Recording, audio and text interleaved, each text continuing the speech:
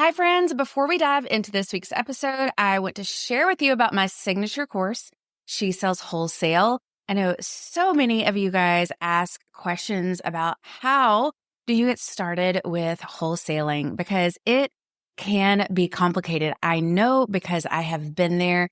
And when I first started wholesaling my candles with my candle company, Hart Design Co., I failed miserably for several months, but I hit month 3 and I had my candles in over 120 retailers.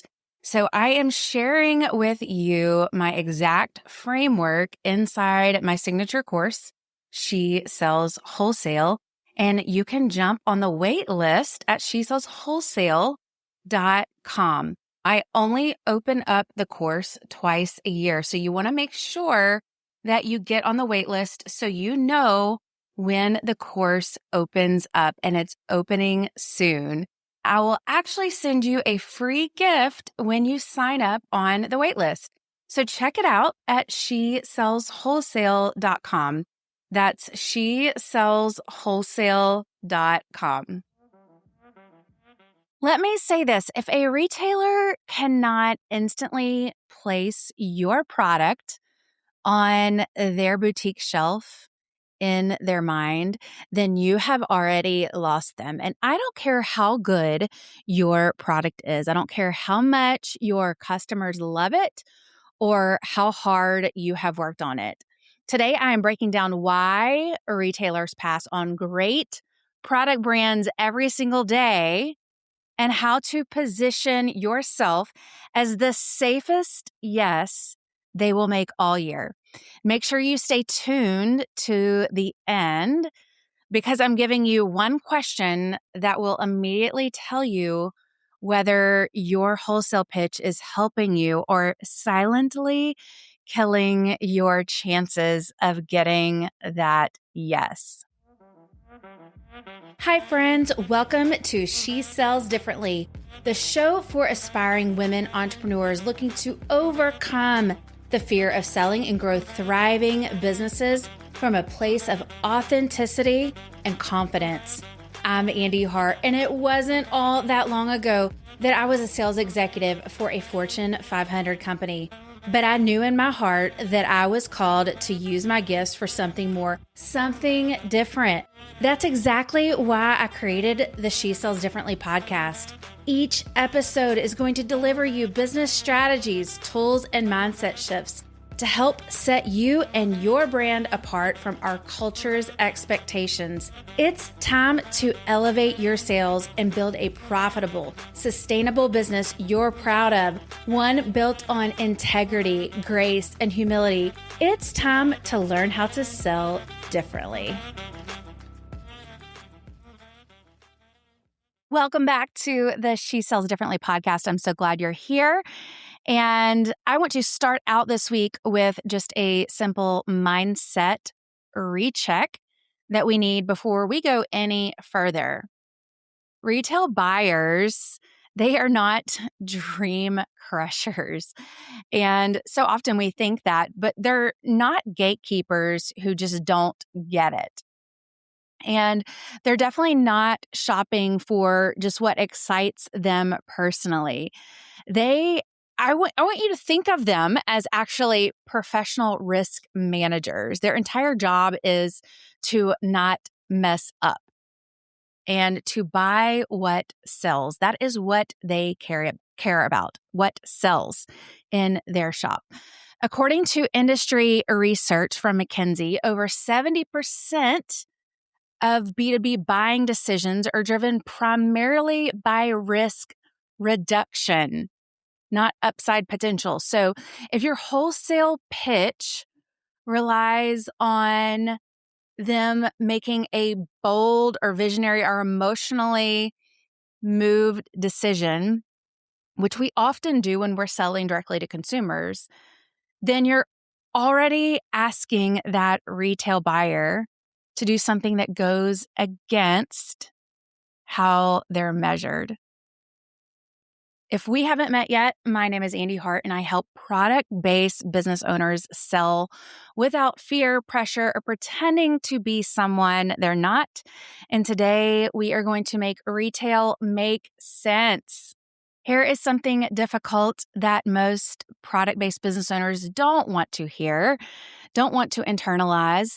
But you can have a great product, you can have a great product brand, and you can still be an easy no to a retailer because retail decisions are not made in isolation.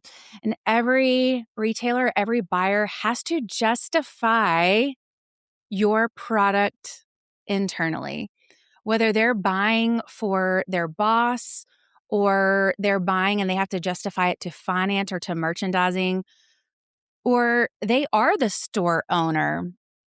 If your product, if your product creates friction anywhere in that chain, or it's just hard to do business with your brand, then the answer becomes no. And sometimes it's not because your product is bad, but because there are silent friction points and invisible barriers that we don't even realize we are putting up and causing our retailers to say no. Retailers are not buying potential, they're buying clarity, confidence, and safety disguised as opportunity. They care about one thing and one thing only. Will your products sell in their store? And once you understand that, then everything about how you pitch, how you price, and how you position your product changes. So today I'm going to walk you through 5 reasons why retailers say no to great product brands and how you can fix those. The first reason why retailers say no is because they cannot instantly visualize you on their shelves, on their boutique shelves. And so if they can't instantly see your product on their retail shelves, then they are going to move on quickly. Buyers make decisions fast. In fact, studies show that over 50% of B2B buyers will eliminate options within the first minute of review. And that is just based on simple clarity alone. You have to be very quick in answering a few questions. What category does your product live in? Is it home decor? Is it jewelry? What is that? Your wholesale pitch needs to answer that question quickly. Who is it for? And what is the price point? And how will it benefit your retailer? If it's confusing, a confused mind says no, and they will defer that decision. And let me tell you, a deferral in retail is simply a polite no. No other way about it. A confused mind says no, and confusion just feels risky. And you don't want your product to feel risky to a retailer. Your product doesn't need to be simple, but your story does. And by your story, I mean your simple wholesale pitch. They don't need to work to understand where you fit in their store and how you fit on their store shelves. They will simply move on to something that doesn't require the effort. So make it clear. Help them visualize very quickly how your product fits on their shelves. Here is the second reason why retailers will say no. Here's your second invisible barrier. You don't have a good differentiation, or maybe your differentiation feels too vague. And I will say this, a vague differentiation feels like future discounting to your retailer. And this one is big. When a product brand says things like, we're premium, or we're better quality, we're different, we're elevated, that is vague. Buyers don't hear innovation. What they hear is, okay, so how long before this has to be discounted for it to actually sell. According to Nielsen data, nearly 60% of new retail products fail within the first year.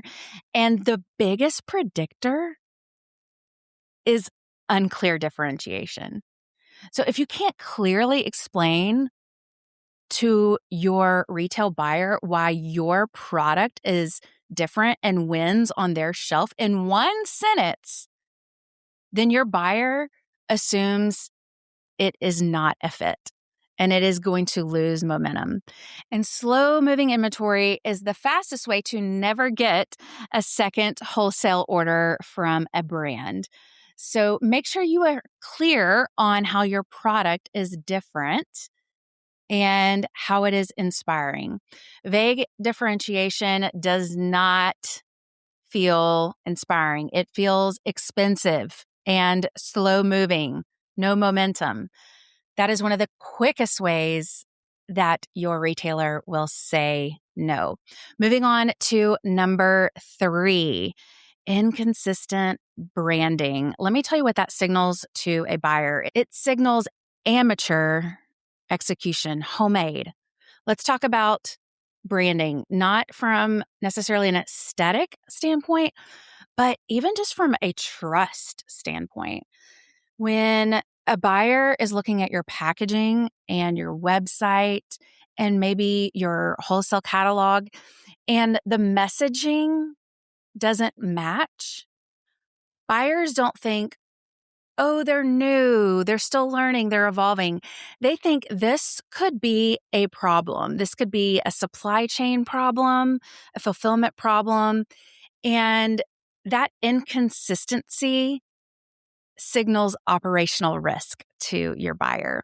So they are trained to look for those signals of execution because that poor execution creates missed deliveries, customer confusion, returns, markdown pressure because your products are not moving. And they would rather say no upfront than have to explain later why a brand they invested in did not sell. So they're not judging your taste, they're simply judging your reliability. So don't be that brand that has inconsistent branding and messaging signals. It signals that amateur execution.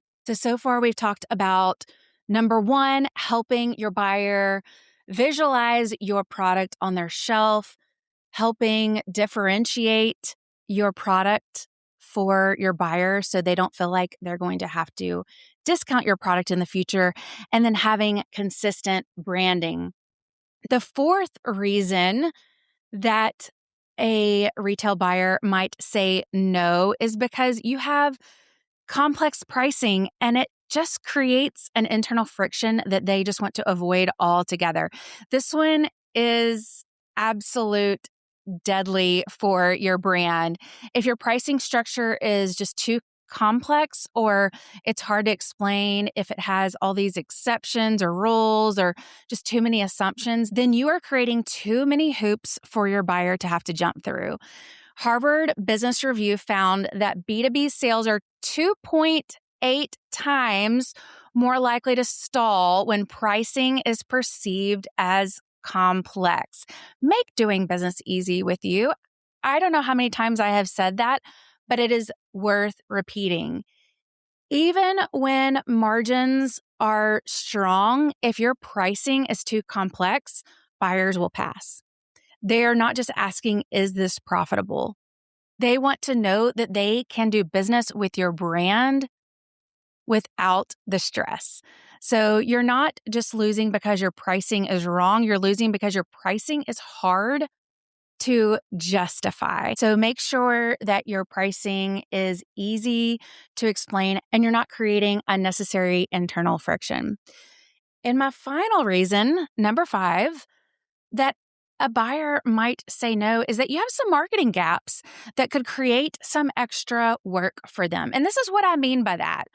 Retailers do not want to launch your product for you. They want momentum. They want to ride that momentum. And if they look at your brand and think, We'll have to really educate the customer on this product or this brand.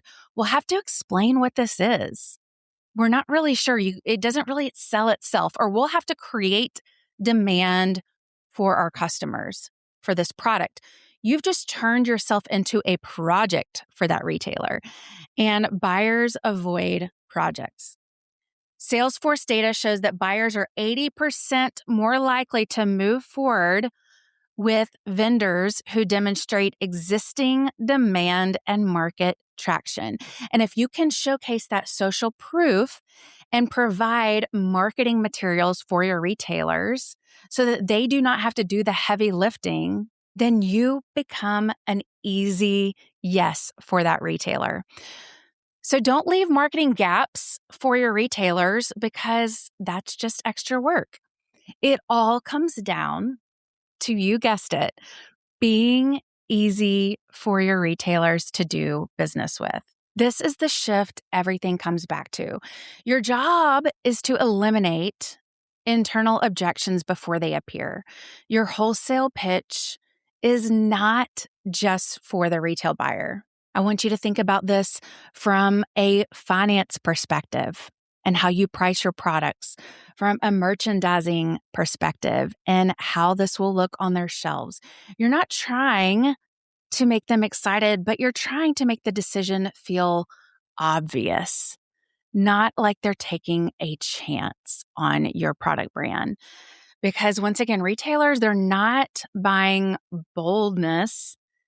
They're buying safety. They want to know that your product will sell well in their store. And so simplify your story and your wholesale pitch until it can sell itself internally from every aspect, from the finance and the pricing to the merchandising and the marketing, and show them that saying yes to your product brand makes them look smart, prepared, competent. And make yourself the safest yes that they will make all year. If you need help with crafting your wholesale pitch that gets the retailers to start leaning in and saying yes, then I am excited to bring back my ever popular wholesale challenge. And this is all new for 2026. It's going to happen in March. So sign up at the link in the show notes. It's called the Are You Retail Ready Wholesale Challenge. And you can join that challenge that is happening and coming up in March. And I will help you craft your wholesale pitch that stands out in a crowded marketplace. So here is that bonus question I promised at the beginning of the episode. Before your next pitch, I want you to ask yourself this: could my retail buyer explain my product, my pricing, my placement, and how my product is different to their boss or their coworker in under 30 seconds? If the answer is no, then that is the real reason that they are passing on your product. Because retailers don't reject great products, they reject unclear, complicated, risky decisions. So once you learn how to remove the risk, you stop chasing yeses and start earning them. And that is exactly what we are going to learn in the Are You Retail Ready Wholesale Challenge. So sign up. Make sure you grab your spot at the link in the show notes, and I am excited to see you there. That is it for this week's episode of the She Sells Differently podcast. And I will see you back here next Wednesday for an all-new episode. Until then, I am cheering you on.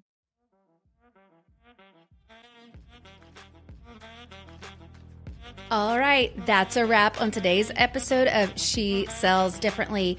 Friends, it would be a huge blessing to me if you would take 2 seconds to rate and subscribe to my podcast. New episodes drop every Wednesday. Until then, I'm cheering you on in your entrepreneurial journey. See you next time.